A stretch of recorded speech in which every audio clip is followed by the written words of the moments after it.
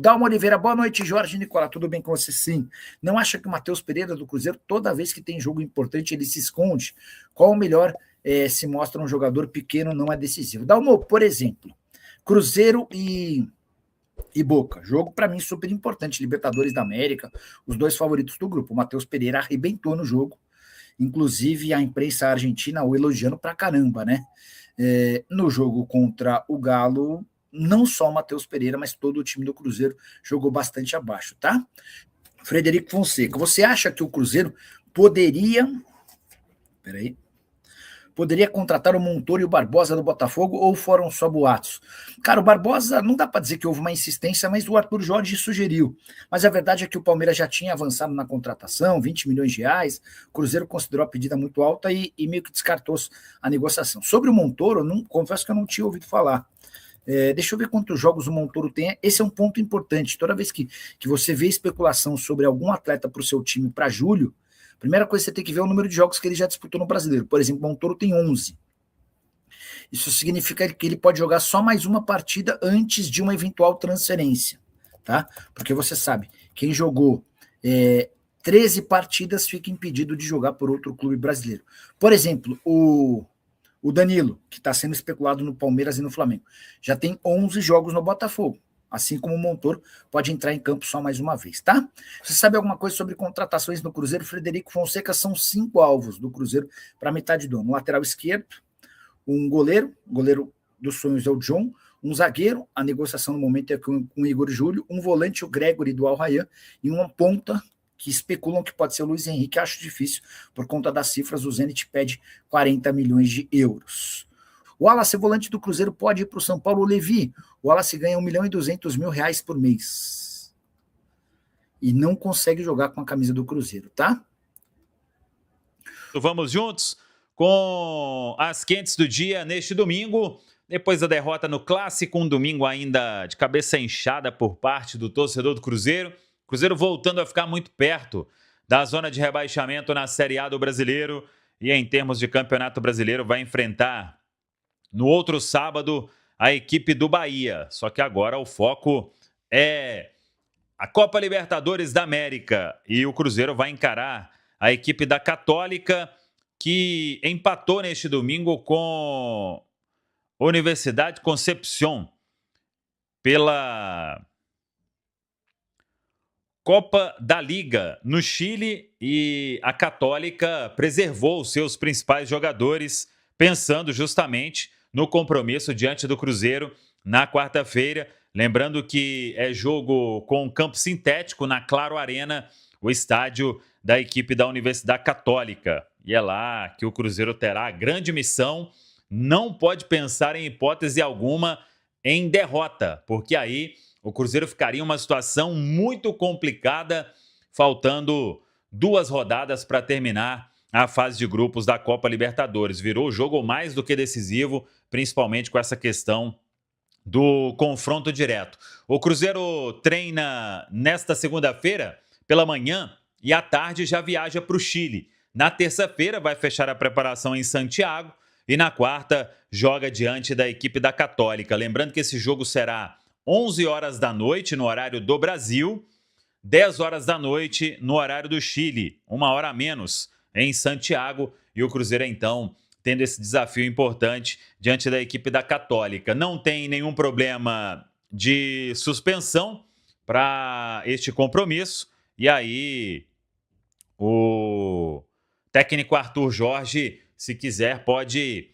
manter aí o time que vem atuando, a base que vem atuando. Fica a dúvida se ele retorna com o Fagner. O Cauã Moraes foi o escolhido para ser o titular no Clássico, não teve uma noite feliz, assim como a maioria dos jogadores, e o Cruzeiro acabou sendo derrotado. Então vamos aguardar. O Cruzeiro terá aí 2 dias de preparação para este compromisso diante da equipe da Católica. Uma baixa que deve ter nesta viagem é o atacante Bruno Rodrigues. A informação que a gente tem é que ele passou por exame, não teve constatada nenhuma lesão, apenas um edema, que é uma situação mais simples, mas dificilmente ele vai com a delegação para o Chile, deve ficar fora na quarta. Fica a expectativa quanto a um retorno no sábado, diante da equipe do Bahia. Vamos aguardar então essa situação, mas repito, pouco provável que o Bruno tenha condição de viajar para esse jogo diante da equipe da Católica. O Cruzeiro que joga com a Católica fora de casa, depois na quinta rodada enfrenta o Boca Juniors também fora de casa e na última rodada recebe a equipe do Barcelona de Guayaquil. Aí tem que ver como o Cruzeiro vai chegar. Se empatar diante da Católica, no critério de desempate, o Cruzeiro ainda vai ficar atrás do time chileno. O Boca joga no Equador, diante da equipe do Barcelona. Dependendo, se empatar diante da Católica, o Cruzeiro ainda precisaria de pontuar contra o Boca em Buenos Aires, além, claro, de vencer na última rodada o duelo diante da equipe do Barcelona. A vitória diante da Católica é um passo gigantesco para o Cruzeiro se classificar para a próxima fase da Copa Libertadores da América. Tá falado, pessoal? Vamos continuar analisando, falando do clássico, trazer o técnico Arthur Jorge. Ele lamentou muito o resultado e explicou na avaliação dele por que o Cruzeiro perdeu o clássico. Acompanha aí. E lamentamos todos muito que o resultado não tenha sido aqueles que eles mereciam ter no dia de hoje. Depois, em relação àquilo que se passou dentro de campo, o momento era nosso e mais do que do adversário, e nós não fomos suficientemente inteligentes para aproveitar esse momento. Eu quero dizer com isto que fomos uma equipa que acabou por ter o domínio do jogo, mas que a verdade é que pouco ou nada vale em relação àquilo que é o resultado, porque o que fica é um resultado negativo para nós, mas onde acabamos por permitir, na primeira metade, ao adversário, por-se numa vantagem confortável, chegar à vantagem através de 2 transições, e dessa forma passamos o jogo todo atrás do resultado, ou seja, fomos sempre atrás do prejuízo. E depois, na parte final, digamos que acabamos por perder também um bocadinho o controle emocional. Acho que estou a fazer uma análise muito geral. Acho que nos faltou um pouco mais de clareza, sobretudo com bola, porque não posso apontar nada aos jogadores aquilo que trabalharam e aquilo que se empenharam, mas hoje o esforço não foi igual à qualidade e àquilo que podia ter sido, porque sabemos que podemos fazer mais e nós, principalmente com bola hoje, não fomos uma equipa muito, muito feliz. Aí vem o seguinte questionamento, Simões. Ele falou que sem a bola ficou feliz. Por que o time dele ficou sem a bola? Ele não explicou, né? O Romano, e é interessante assim, né? Ele fala aí, o adversário fez 2 gols em transições, né? Primeiro que as transições fazem parte do jogo. Segundo, que pela estratégia de jogo do Atlético, ele ia apostar exatamente em transições. Sim. Exatamente em transições. E olha que desde a divulgação de que o Atlético iria para jogar lá contra o Cienciano e deixou 10 jogadores de linha em Belo Horizonte, se sabia que o Atlético ia jogar com 3 zagueiros e 2 volantes. Só não se sabia que o Vitor Hugo não iria jogar, que o outro Vitor Hugo não ia jogar e que o Coelho não ia jogar. Então, quer dizer, o Atlético teve essas 3 baixas de jogadores que ficaram em Belo Horizonte e aí a gente foi saber que ficaram em Belo Horizonte por questões médicas, né? O Coelho sentiu contra o Flamengo, o Edu até falava isso aqui já na rádio, antes dessa definição, o Vitor Hugo e o Vitor Hugo zagueiro, né? Os 2 Vitor Hugo, o Vitor Hugo meio e o Vitor Hugo zagueiro. Mas a estratégia de jogo do Atlético já estava meio que escancarada. Então, o Cruzeiro... E outra coisa, perdão, Simões. Se tivesse dado uma analisada um pouco mais profunda, eu saberia que o Barba gosta desse tipo de... Sim, já é característico dele. Exato, né? Exato. Então, quer dizer, ele não foi pego de surpresa. Não foi pego de surpresa de forma alguma. Ele sabia que o Atlético ia apostar nessas transições. Ele não sabia quem iria jogar e pelo menos 2 jogadores importantíssimos ficaram de fora. Sim. O Vitor Hugo hoje é mais importante do que o Bernard.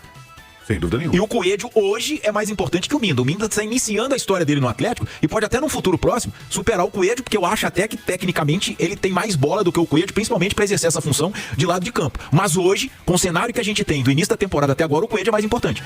E o Vitor Hugo também é mais importante que o Bernardo, embora o Bernardo tenha uma história no futebol muito maior que a do Vitor Hugo. Então o Atlético ainda teve 2 perdas importantes, não vou nem considerar o Vitor Hugo zagueiro, porque entrou o Júnior Alonso no lugar dele. E além de ter jogado muito bem, o Júnior Alonso, no conjunto da obra, é mais jogador que o Vitor Hugo, né? Sim. Mas, de toda forma, eu acho que o Arthur Jorge, quando fala isso, o adversário, 2 gols em transições, ele mostra uma falta de precaução ou um erro do time dele.